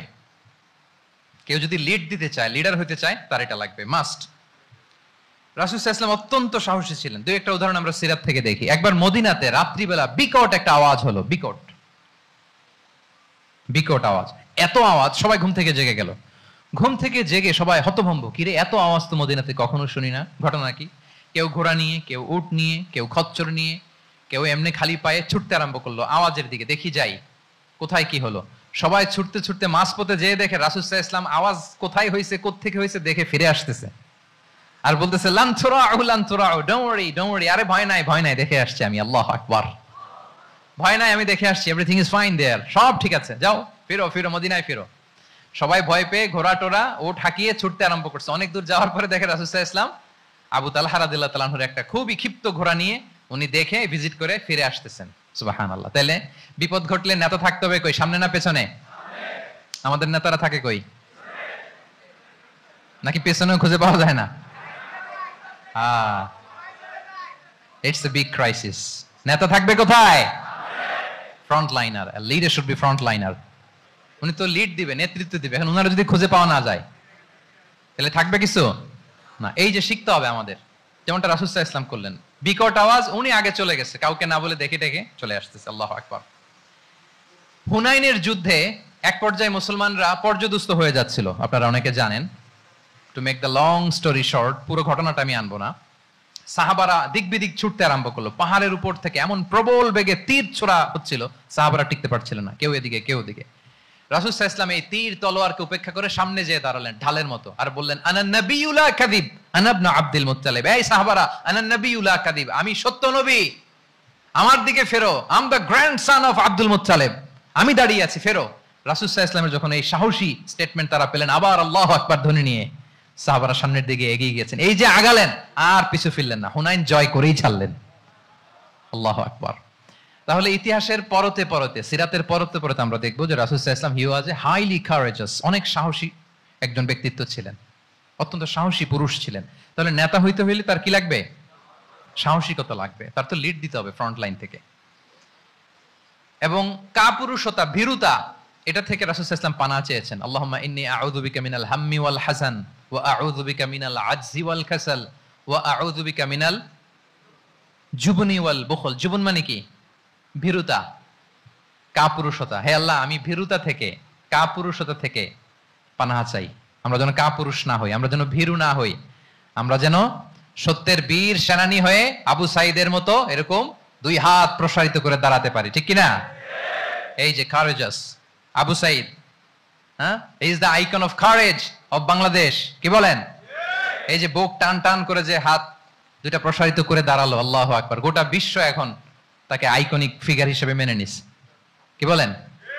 গোটা বিশ্ব তাকে চিনছে, তার জন্য দোয়া করছে। তাহলে courage it's an essential leadership trade, এটা লাগবে প্রিয় ভাইয়েরা। আল্লাহ তাআলা এই কারেজ, এই সৎ সাহস দিয়ে আমাদেরকে ধন্য করুক।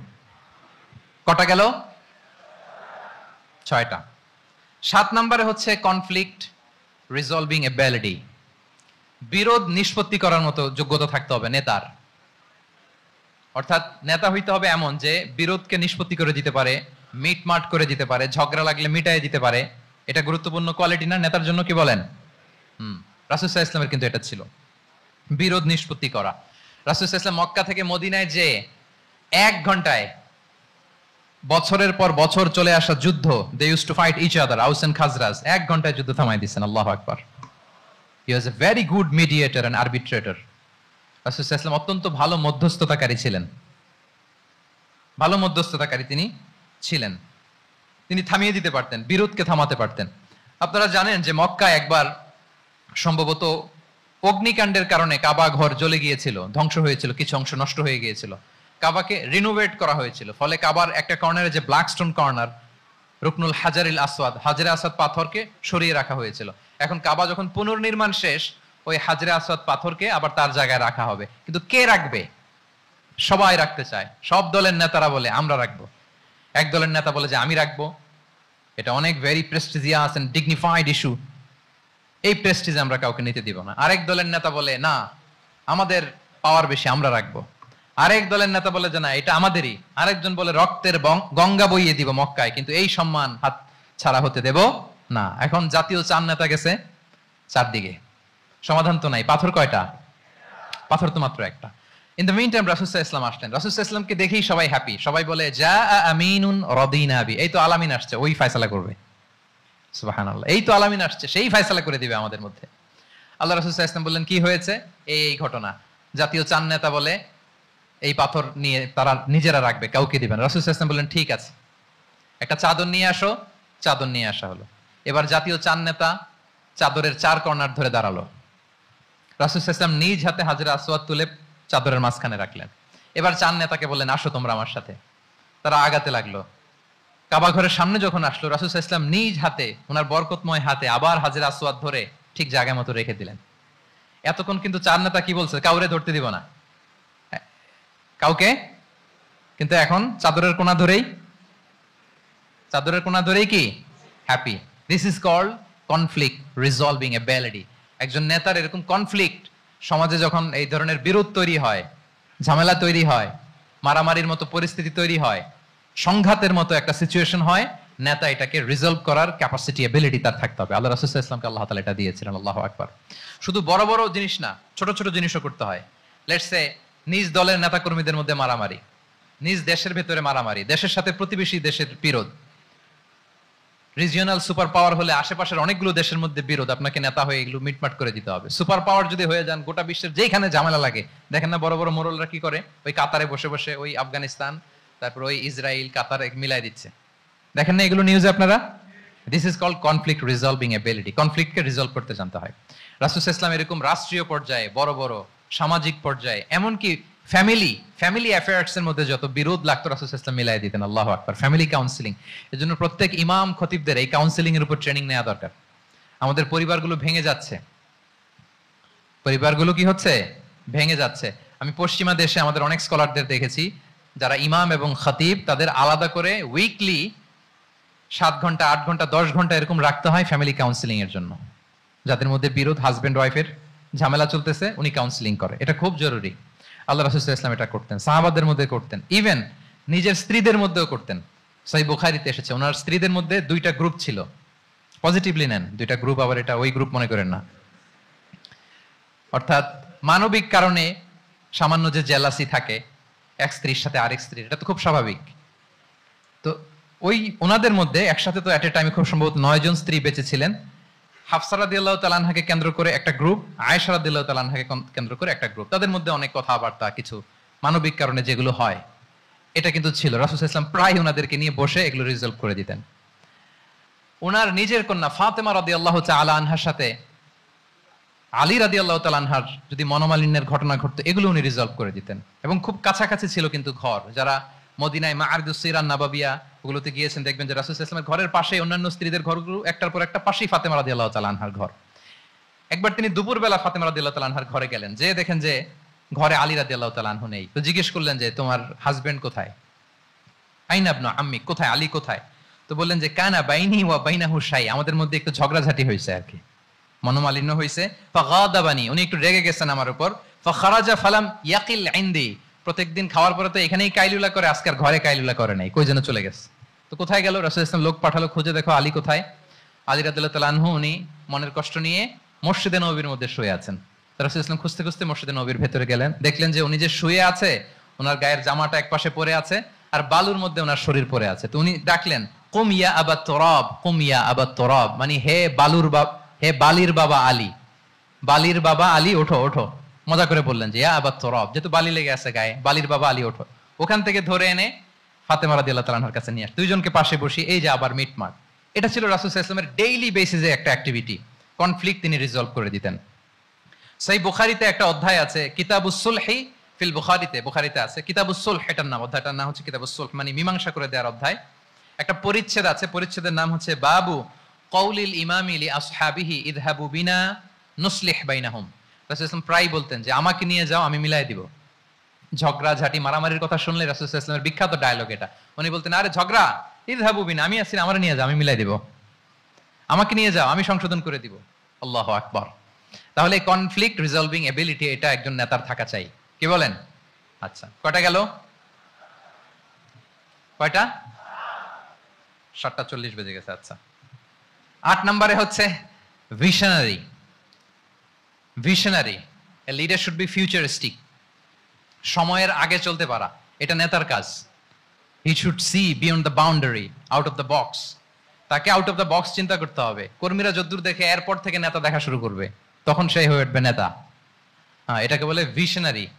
এই ট্রেটটা একটা লিডারশিপ ট্রেট, খুব গুরুত্বপূর্ণ লিডারশিপ ট্রেট, মানে ফারসাইটেডনেস থাকা, দূরদর্শিতা থাকা, ফিউচারিস্টিক অ্যাটিটিউডের হওয়া, সময়ের আগে চলতে পারা, মানে আগ থেকে আন্দাজ করতে পারা। রাসূল সাল্লাল্লাহু আলাইহি ওয়াসাল্লামের মধ্যে এটা ছিল। কেমন ছিল? ওনার দুই একটা উক্তি আমি কয়েকটা হাদিস শেয়ার করি। তিনি বলতেন ইন্নাল্লাহা যাওয়ালি আল আরদা ফারাআইতু মাশআরিকাহা ওয়া মাগারিবাহা ওয়া ইন্না মুলকা উম্মতি সায়াবলুগু মুলকুহা মা যুবিয়ালি মিনহা। আল্লাহ তাআলা এই পৃথিবীটাকে ফোল্ড করে ছোট রেপ্লিকা বানিয়ে আমার সামনে তুলে ধরেছেন। ফারাআইতু মাশারিকাহা ওয়া মাগারিবাহা, আমি পৃথিবীর প্রাচ্য পাশ্চাত্য সবটুকুন দেখেছি, আর আমি যদ্দূর দেখেছি ঠিক তদ্দূর জায়গায় আল্লাহ তাআলা লা ইলাহার বাণী পৌঁছে দিবে। যদ্দূর দেখেছি, ঠিক যদ্দূর দেখেছি তদ্দূর পৌঁছে যাবে ইসলামের সুমহান বাণী। আজকে পৌঁছে গেছে না পৃথিবীতে? পৃথিবীতে এমন কোন জায়গা আছে যেখানে লা ইলাহার ধ্বনি উচ্চারিত হয় না? এমন কোন জায়গা নেই। তার মানে ফিউচারিস্টিক, সে 1400 বছর আগের কথা, যে পৃথিবীর আনাচে কানাচে কোথাও বাকি থাকবে না, সব জায়গায় ইসলাম পৌঁছে যাবে। অন্য জায়গায় বললেন লা ইয়াবলাগান্না হাদাল আমরু মা বালাগাল লাইলু ওয়ান নাহার ওয়ালা ইয়াতরুকুল্লাহু বাইতা মাদার ওয়ালা ওয়াবার ইল্লা আদখালাহুল্লাহু হাদা দ্বীন। এই ইসলাম যেখানে দিন হয়, রাত হয়, পৃথিবীর যেখানে দিন রাত্রি সংঘটিত হয়, সব জায়গায় পৌঁছবে। এমন কোন কাঁচা ঘর, পাকা ঘর, কোন জঙ্গল, কোন পাহাড়, কোন ভূখণ্ড, পৃথিবীতে কোন এমন কোন জনপদ থাকবে না যেখানে ইসলামের বাণী পৌঁছবে না, সব জায়গায় পৌঁছে যাবে। আল্লাহু আকবার। তাহলে এটা হচ্ছে ফিউচারিস্টিক অ্যাটিটিউডের ব্যক্তিত্ব হওয়ার কারণে তিনি এমনটি বলেছেন। আগাম বুঝে ফেলতেন, আগাম। আপনারা হুদাইবিয়ার সন্ধির কথা জানেন না? জানেন? হুদাইবিয়ার ট্রিটির কথা শুনেছেন না? 1400 সাহাবা গিয়েছিলেন ওমরা করতে, ওরা ওমরা করতে দিবে না, সন্ধি করো। তো কি সন্ধি? বলে যে রাসূলুল্লাহ লেখা যাবে না, মুহাম্মদ রাসূলুল্লাহ, নো রাসূলুল্লাহ, রাসূলুল্লাহ কাটো। সাহাবীরা বলে আমরা কাটতে পারবো না। রাসূল সাল্লাল্লাহু আলাইহি ওয়াসাল্লাম বললেন না না, কেটে ফেলো। কাটা হলো।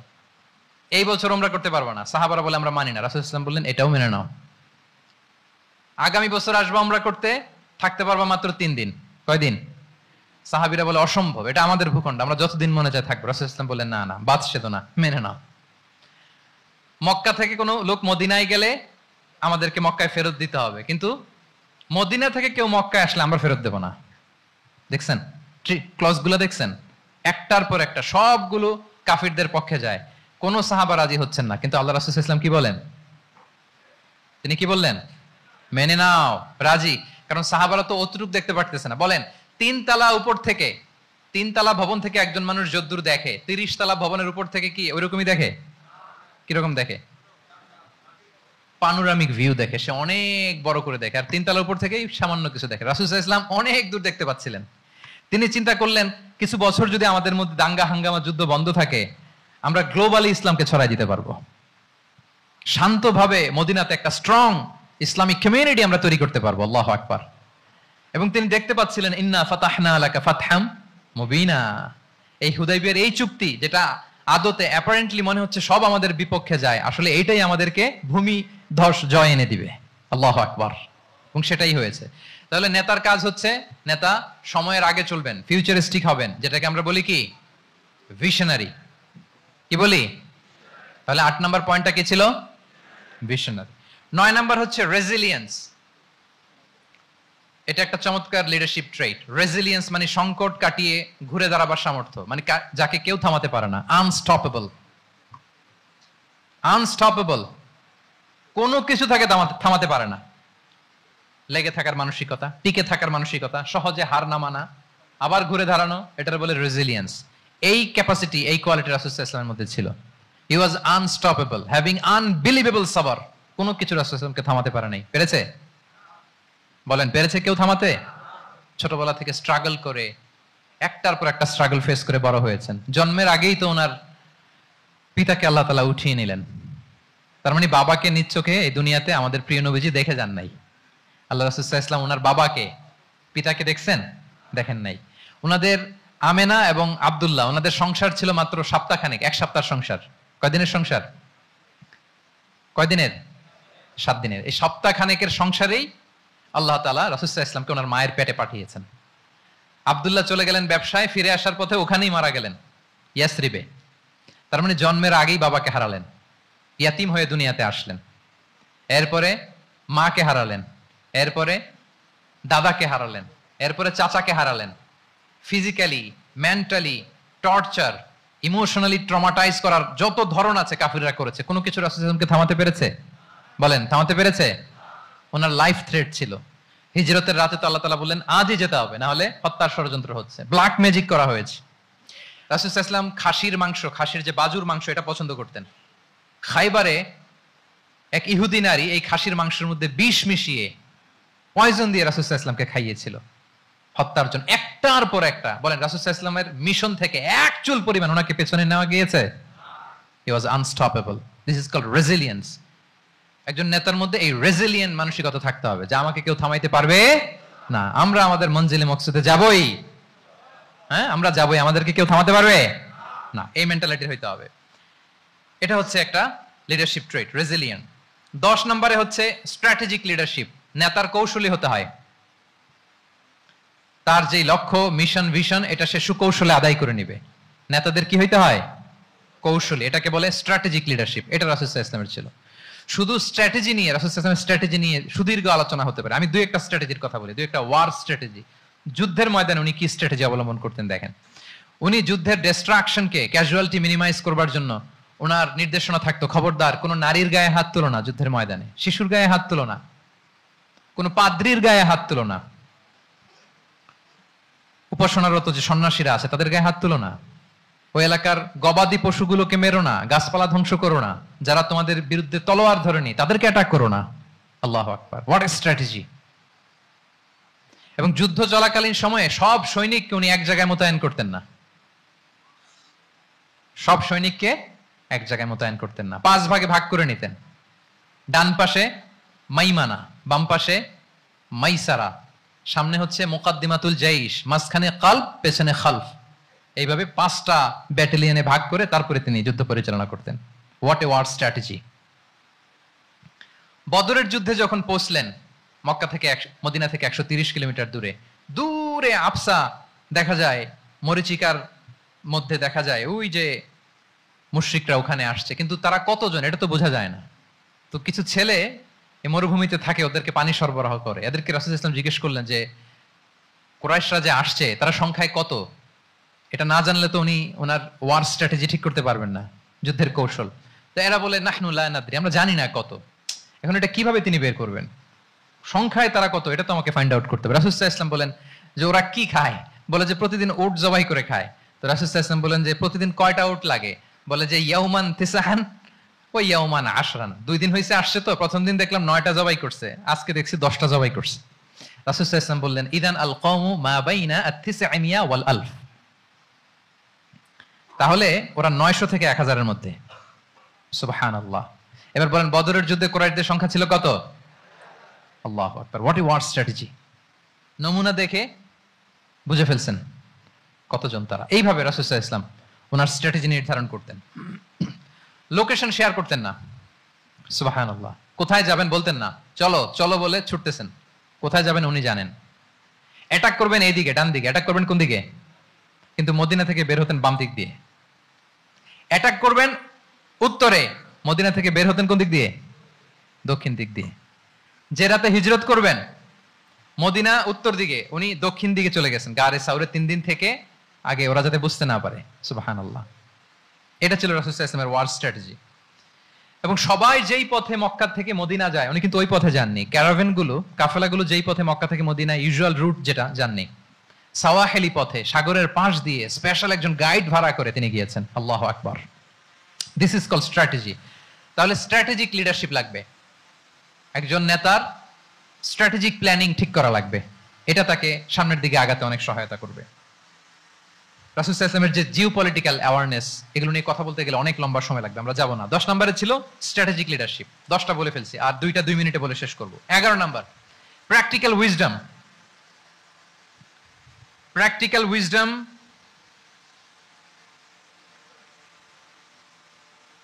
এটা হচ্ছে 11 নম্বর পয়েন্ট। অর্থাৎ প্রজ্ঞা থাকতে হবে। একজন নেতা যে ডিসিশনগুলো সে মেক করবে এটা প্রজ্ঞায় সুসজ্জিত হইতে হবে। আল্লাহ রাসূল সাল্লাল্লাহু আলাইহি ওয়া আলিহি ওয়াসাল্লামের যতগুলো সিদ্ধান্ত ছিল, কাজ ছিল, কোনোটাই প্রজ্ঞা থেকে খালি ছিল না, সবগুলো ছিল প্রজ্ঞায় সমৃদ্ধ। ভুরি ভুরি উদাহরণ হাজির করা যেতে পারে। আমি 2টা উদাহরণ দেই। মাক্কি জীবনের একটা উদাহরণ দেই, মাক্কান এরার একটা উদাহরণ। রাসূল সাল্লাল্লাহু আলাইহি ওয়াসাল্লাম মক্কাতে নবুয়তের 5ম বছরে যখন নও-মুসলিম সাহাবাদের উপর অত্যাচারের মাত্রা মারাত্মক বেড়ে গেল, রাসূল সাল্লাল্লাহু আলাইহি ওয়াসাল্লাম সাহাবাদেরকে হিজরতে পাঠালেন। বলেন তো কোথায় পাঠিয়েছিলেন? সবাই বলুন। আবিসিনিয়াতে, বর্তমান ইথিওপিয়া, ইরিত্রিয়া, ওই এরিয়াতে আবিসিনিয়াতে তিনি পাঠালেন। বললেন যে দেয়ার ওয়াজ এ জাস্ট কিং আসহামা নেগাস। বললেন যে ওখানে আবিসিনিয়াতে যাও, ওখানে আসহামা নামে নাজ্জাশী একজন বাদশা আছে, খুব ভালো। তাদেরকে পাঠালেন নবুয়তের 5ম বছরে। যেতে লাগলো, এক এক সময় এক এক সাহাবী যায়, যে যে ওখানে বড় একটা বেস তৈরি হলো, মুসলিম কমিউনিটি তৈরি হলো। এরপর 13 বছর পরে মাক্কি 13 বছর, মাক্কি জিন্দেগির 13 বছর শেষ করে নবুয়তে রাসূল ইসলাম কোথায় চলে গেলেন? মদিনায়।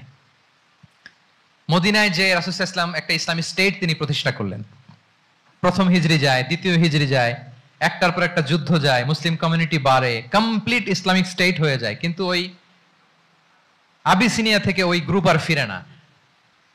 নবুয়তের 5ম বছরে যে গ্রুপকে রাসূল সাল্লাল্লাহু আলাইহি ওয়াসাল্লাম জাফর ইবনে আবু তালেবের নেতৃত্বে আবিসিনিয়ায় পাঠিয়েছিলেন, তারা মদিনায় কোন হিজরিতে আসছে জানেন?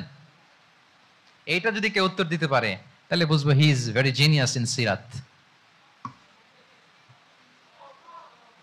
কত জোরে?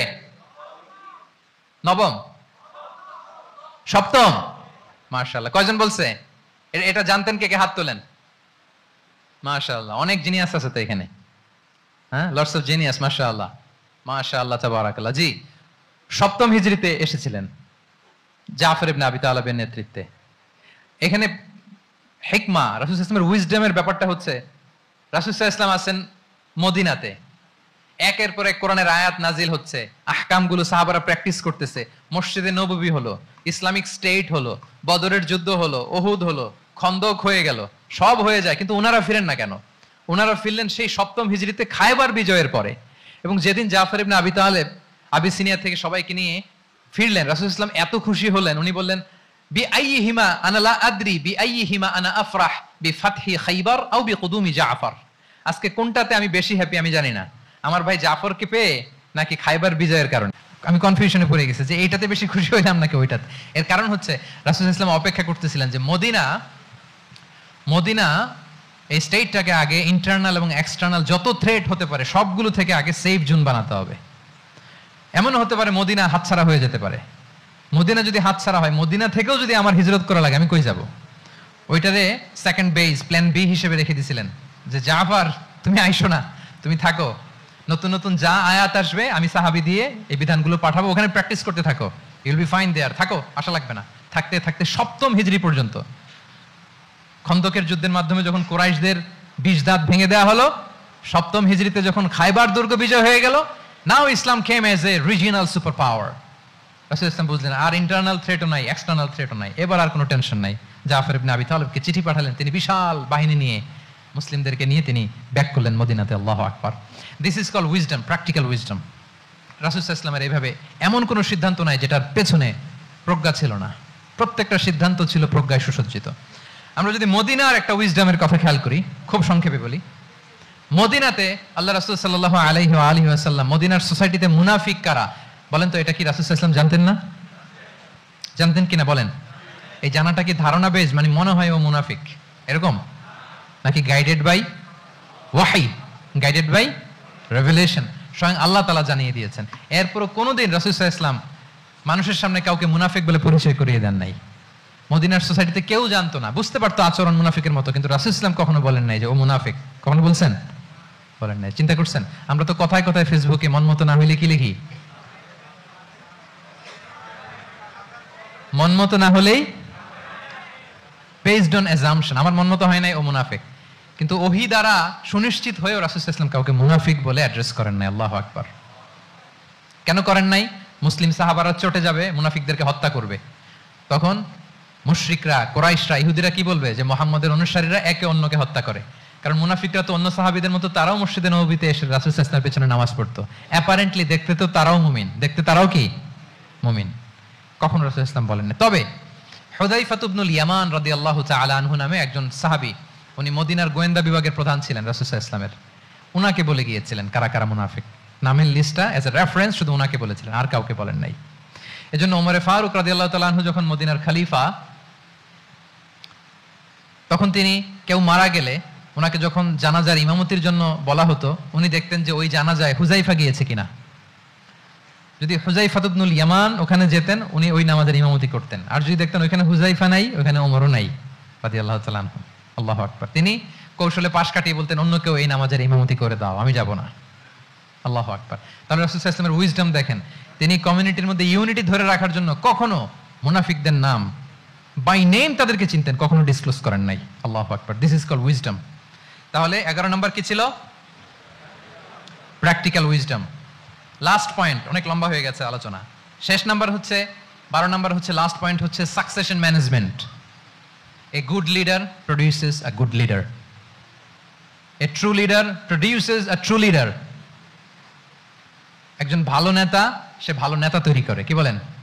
একজন যোগ্য নেতা আরো যোগ্য উত্তরসূরি তৈরি করে, ঠিক কিনা বলেন? আমি শুধু নেতা, নেতৃত্বের সব গুণ আমার মধ্যে খালি হাবুডুবু খায়, আমি কাউরে নেতা বানাতে পারলাম না, তো আমি চলে যাওয়ার পরে আমার দল চালাবে কে? আমার দেশ চালাবে কে? এই উম্মাহকে নেতৃত্ব দিবে কে? রাসূল সাল্লাল্লাহু আলাইহি ওয়াসাল্লাম নিজে যেমনি অনুসরণীয় নেতা ছিলেন, অনুকরণীয় নেতৃত্ব দিয়েছেন, তিনি এরকম নেতৃত্ব তৈরিও করে গিয়েছেন, ঠিক কিনা বলেন? আল খুলাফা আর রাশিদিন আল মাহদিন, তাদের কথা যদি খেয়াল করেন, আবু বকর রাদিয়াল্লাহু তাআলা আনহুর ব্যাপারে তো ওনার প্রচ্ছন্ন কিছু ইঙ্গিতও ছিল। ওনার অবর্তমানে নামাজ পড়িয়েছে কে মসজিদে নববীতে? আবু বকর রাদিয়াল্লাহু তাআলা আনহু। ওনার হজ পালনের আগে হজের জন্য পাঠিয়েছিলেন কাকে? নবম হিজরিতে আবু বকর রাদিয়াল্লাহু তাআলা। এগুলো ছিল প্রচ্ছন্ন ইঙ্গিত। এবং সাকিফায়ে বনু সাঈদাতে ওমরে ফারুক বললেন যে আপনাকেই আমরা নেতা মানি, সবাই এক বাক্যে মেনে নিল। আজও ওই জায়গাটা মসজিদে নববীর এক পাশে সাকিফায়ে বনু সাঈদার বড় সাইনবোর্ড আছে, ওখানে বিকেলবেলা আনসারী সাহাবারা বসে গল্প করতেন। ওই জায়গাতে আবু বকর রাদিয়াল্লাহু তাআলা আনহুর খলিফা নির্বাচনের ব্যাপারটা ঘটেছিল। উনি ওসিয়ত করে গিয়েছিলেন ওমরে ফারুক রাদিয়াল্লাহু তাআলা আনহু খলিফা হবেন। ওমরে ফারুককে যখন অ্যাসাসিনেশন করা হলো, উনি একটা প্যানেল করে দিয়ে গেলেন, সেখান থেকে ওসমান রাদিয়াল্লাহু তাআলা আনহু হলেন। ওসমান রাদিয়াল্লাহু তাআলা আনহুর হত্যা পরবর্তী উদ্ভূত পরিস্থিতিতে আলী রাদিয়াল্লাহু তাআলা আনহু হলেন। একজনের চেয়ে আরেকজন শ্রেষ্ঠ, একজনের চাইতে আরেকজনের মানাকে অসাধারণ, অসাধারণ। এই যে নেতৃত্ব রাসূল সাল্লাল্লাহু আলাইহি ওয়াসাল্লাম এটা জীবদ্দশায় তৈরি করেছেন। যার যেখানে ক্যাপাসিটি দেখেছেন তাকে ওই দিকে উদ্বুদ্ধ করেছেন। যার মধ্যে যুদ্ধের ব্যাপারে জ্ঞান দেখেছেন তাকে যুদ্ধের সেনাপতি বানিয়েছেন। Khalid bin Walid chief of the Muslim military, মুসলিম বাহিনীর সেনাপ্রধান ছিলেন কে? খালিদ বিন ওয়ালিদ। ওনার দিয়ে কখনো কবিতা লিখতে পাঠাইছেন রাসূল সাল্লাল্লাহু আলাইহি ওয়াসাল্লাম? কিন্তু হাসান বিন সাবিতকে দিয়ে কি করছেন? শুধু কি কবিতা লেখানো, ওনার মিম্বরের পাশে মসজিদে নববীতে আরেকটা মিম্বর বানাই দিয়েছেন, স্টেজ, যে তুমি এখানে দাঁড়িয়ে এমন জ্বালাময়ী কবিতা লিখবে যেন গুজবাম হয় মুসলমানদের, জেহাদের ময়দানের জন্য ঝাঁপিয়ে পড়ে। তাহলে খালিদ বিন ওয়ালিদকে দিয়ে এক কাজ করিয়েছেন, হাসান বিন সাবিতকে দিয়ে আরেক কাজ করিয়েছেন। মুআদ ইবনে জাবাল রাদিয়াল্লাহু তাআলা আনহু প্রশাসনিক কার্যক্রম ভালো বুঝতেন। মদিনা রাষ্ট্রের সবচাইতে বড় সিনিয়র আমলা ছিলেন মুআদ ইবনে জাবাল, ইয়ামানের গভর্নর করে পাঠিয়েছেন। ওনার এইটাতে যোগ্যতা ছিল, যার যেখানে তিনি প্রতিভা দেখেছেন ইসলামের কল্যাণে রাসূল সাল্লাল্লাহু আলাইহি ওয়াসাল্লাম ওই প্রতিভাগুলোকে কাজে লাগিয়েছেন। এইভাবে ওনার সাকসেশন ম্যানেজমেন্টকে উনি গড়ে তুলেছেন। ফলে ওনার পরবর্তীতে বছরের পর বছর ইসলামী নেতৃত্বের হাল ধরতে মুসলিম উম্মার বেগ পেতে হয় নাই, ঠিক কিনা বলেন? তাহলে a good leader, a true leader produces a good leader. একজন সফল নেতা সে এরকম আরো অনেক সফল নেতৃত্ব তৈরি করে যায়, তাহলেই তার নেতৃত্ব সামনের দিকে আগাতে থাকে। তাহলে সর্বশেষ পয়েন্টটা কি ছিল? Succession management. 12টা জিজ্ঞেস করলে বলা যাবে? হ্যাঁ, নোট করে রাখছেন বোধহয় না? খুব খুশি হয়েছে আমি, মাশাআল্লাহ। শ্রোতা যদি ভালো হয়, শ্রোতা যদি দেখি যে না আমার সাথে সাথে মাথা নাড়ায়, রেসপন্স করে, উত্তর দেয়, তখন কথা বলতেও ভালো লাগে। মানে এত গরমের মধ্যে, এত কষ্টে, অল আর সোয়েটিং, বাট এত মনোযোগের সাথে আপনারা শুনেছেন, আল্লাহ তাআলা আপনাদেরকে কবুল করুক। আচ্ছা, আমরা একটু রিক্যাপ করি। 1 নম্বরে কি ছিল? আচ্ছা, 2 নম্বরে সবাই বলতেছে তো, আসলে কি বলতেছে বোঝাও যাচ্ছে না, ঠিক আছে। 3 নম্বরে কম্প্যাশন, 4 নম্বরে ইন্টিগ্রিটি, 5 নম্বরে গুড রিলেশন উইথ ফলোয়ার্স, 6 নম্বরে, 7 নম্বরে, 8 নম্বরে, 9 নম্বরে রেজিলিয়েন্স, 10 নম্বরে মাশাআল্লাহ, সব শেষে 11 নম্বরে প্র্যাকটিক্যাল উইজডম, সব শেষে মাশাআল্লাহ।